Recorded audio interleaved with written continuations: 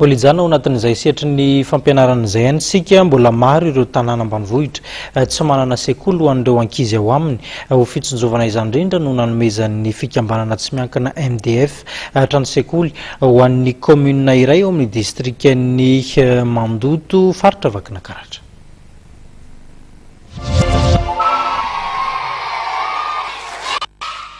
Tsy mampitratra ny efalindra eto ankizy misy 500 eo nahazo trano sekoly vaovao misy efitra 3 efa misy table banc sy armoire ary koa trano fidiovana vokatry ny fiara-miasa ny fikambanana tsy miankina Madagascar Development Fund sy ny mpiara-miombonantoka sy ny fianakaviana Satina ny Angleterre azay nanome ny lelavola 350 tapitrisa ariary ary ny fitondram-panjakana fanazavany ny Italie ny MDF.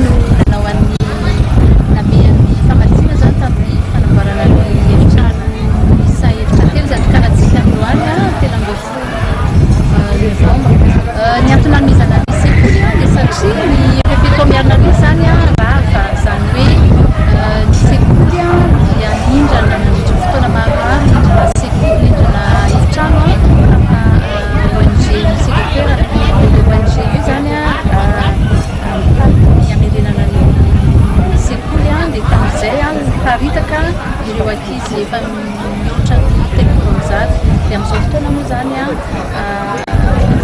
misy ankizy dia afaka fiverina mianatra indray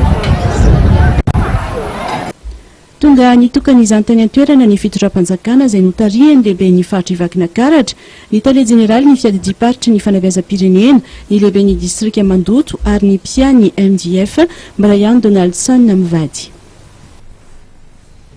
Hatreto ny vaovaontsika ra-pijery ajaina izay ankasitrananao ny nanaraka izany hatramin'ny farany mame fotoananao indray ny tenako amin'ny andro hafa ary dia ankasitrahana ianao